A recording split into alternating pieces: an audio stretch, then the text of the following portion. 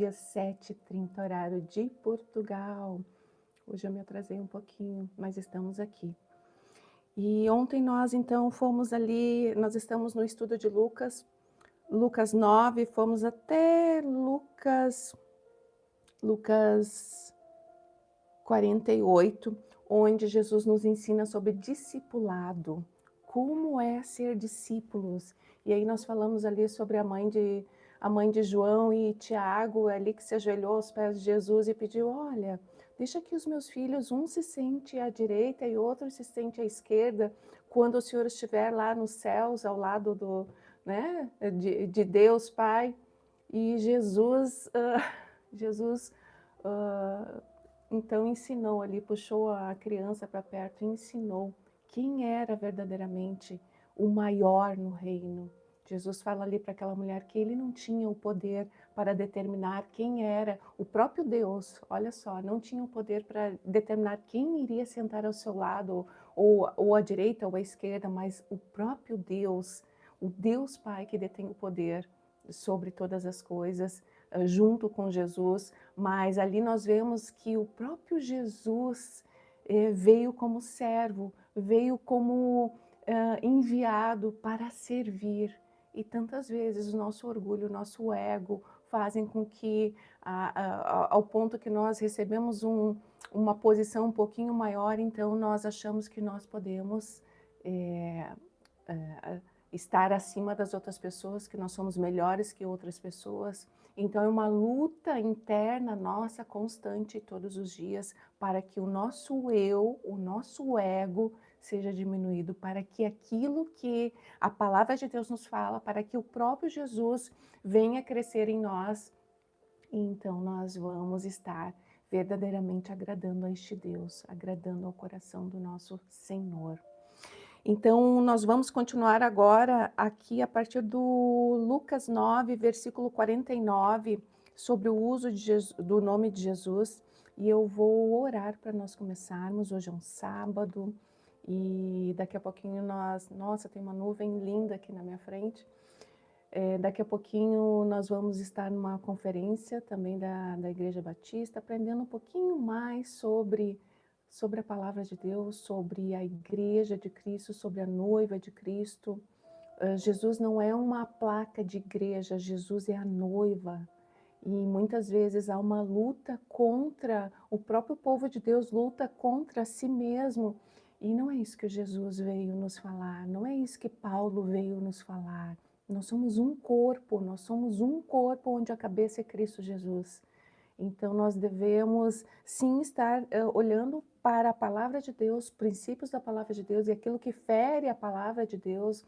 Então, nós devemos nos afastar e nos alinhar diante daquilo que a palavra nos fala, mas sempre em amor, sempre em cuidado, sempre em respeito, sempre sendo servos, assim como Jesus nos ensina. Então, nós vamos agora para o versículo 49 de Lucas 9, e aqui vai falar um pouquinho também desse contexto que já estava acontecendo ali, que os discípulos já estavam enciumados quando outras pessoas já estavam fazendo a mesma coisa que eles. Nós vamos ler um pouquinho a respeito disso. Eu vou orar então.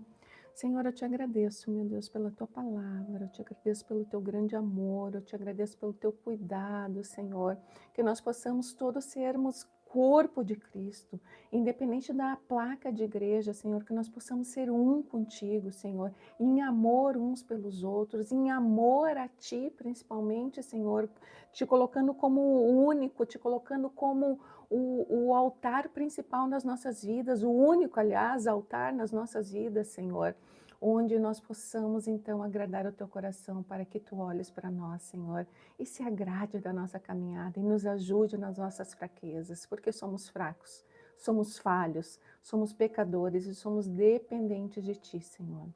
Se conosco agora nesse tempo, Espírito de Deus, em nome de Jesus.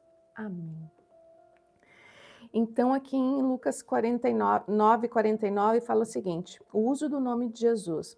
João disse a Jesus: Mestre, João era um dos mais novos, certo? E foi o que nos deixa entender que foi o que mais viveu ali de todos os discípulos, que João escreveu ali Apocalipse, preso na ilha de Patmos, e estudiosos nos dizem que João viveu até em torno de 100 anos depois de Cristo.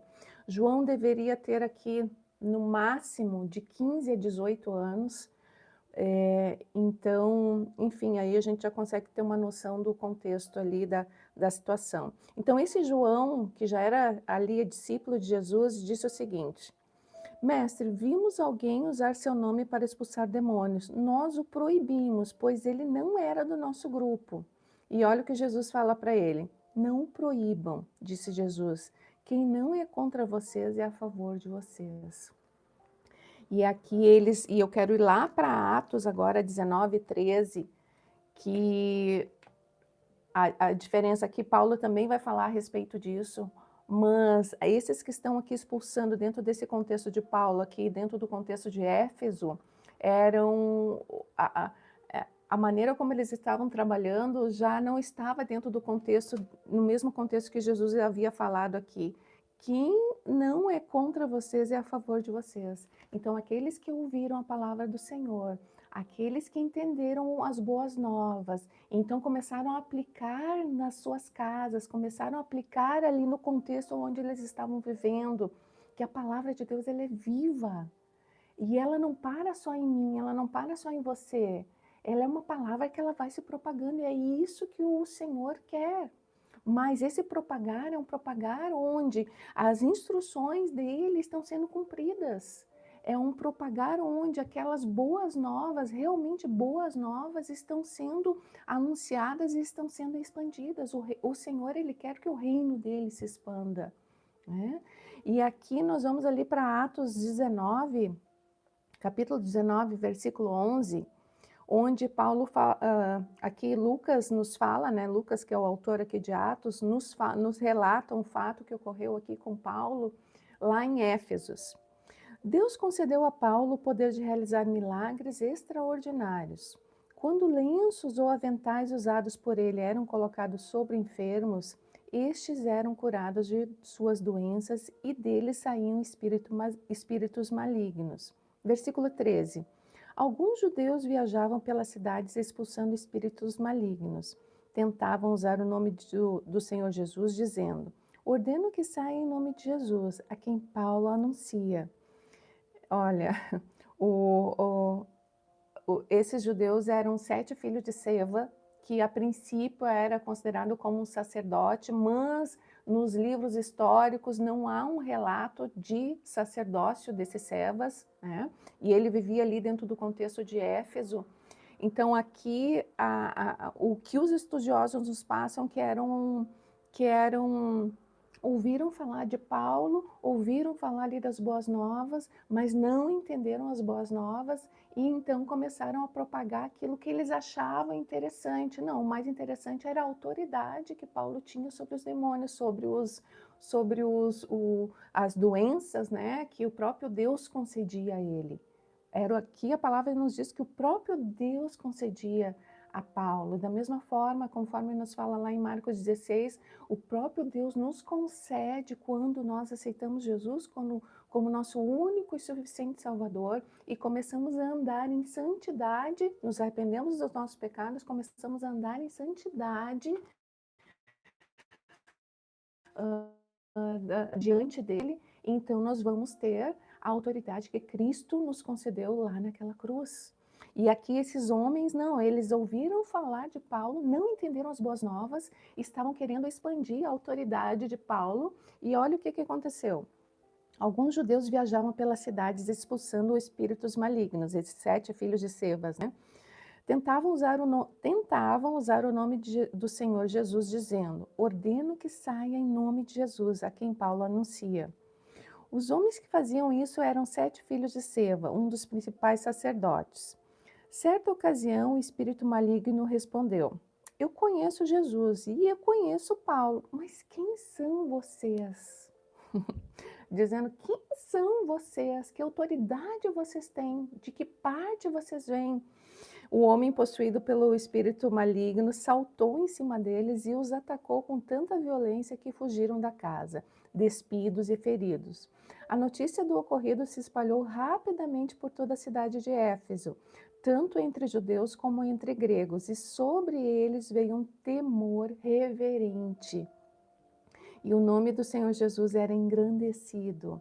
Muitos dos que creram confessaram suas obras pecaminosas, o arrependimento. A santidade ela só é gerada a partir do arrependimento. Não é à toa que João Batista foi lá antes da vinda do nosso Senhor Jesus, anunciando ali para o povo para que se arrependessem, se batizassem com as águas como uma limpeza das vestes, né, como uma limpeza da velha criatura, retomando, né, um novo ciclo agora, uma nova vida, como sendo nova criatura em Cristo Jesus.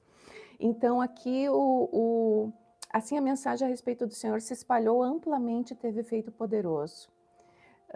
Enfim, eu vou finalizar aqui. E hoje eu vou finalizar dentro dessa meditação. Quem nós somos? Onde nós estamos? Qual é a autoridade que nós estamos exercendo em Cristo? Nós estamos exercendo a autoridade dos filhos de Seva, onde nós não temos aquilo que vem do próprio Deus, que nos concedeu através de Jesus na cruz. A quem está sendo exercida a nossa autoridade? Nós estamos verdadeiramente agindo através do reino de Deus, através da palavra de Deus? Ou nós estamos andando somente com a autoridade que não provém dele? Então, quando nós temos a autoridade de Cristo, então enfermos são curados, a nossa vida é transformada ou não. Quem determina e quem ordena o que vai fazer com as nossas vidas é o próprio Deus. Muitas vezes nós vivemos um sofrimento, vivemos em situações, muitas vezes ele não cura, porque um principal, como nós lemos foi quinta-feira, eu acho, sobre Tiago, ali a palavra de Tiago e Pedro. O principal das nossas vidas não é a nossa vida aqui. O principal para as nossas vidas é a eternidade.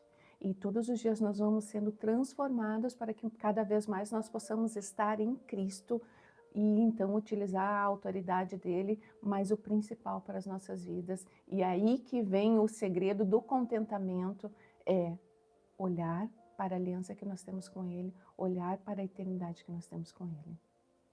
E eu finalizo essa palavra aqui como meditação, né?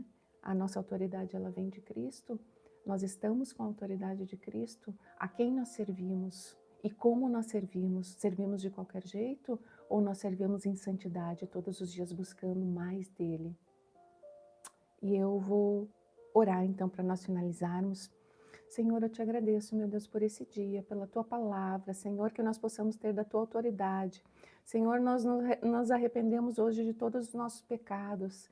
Traz, Senhor, aquilo que está em oculto do nosso interior, para que nós possamos, Senhor, estarmos santos, estarmos com as nossas vestes limpas na tua presença. Nos ensina o verdadeiro evangelho, Senhor. Nos ensina as verdadeiras instruções que provêm de ti, Senhor. Retira toda a impureza do nosso ser, toda a impureza do nosso andar, toda a impureza do nosso pensar e do nosso coração. Que nós possamos ser puros na tua presença, Senhor, e que tenhamos cada dia mais a porção que vem de ti. Em nome de Jesus. Amém. Amém, queridos. Até amanhã, se Deus quiser.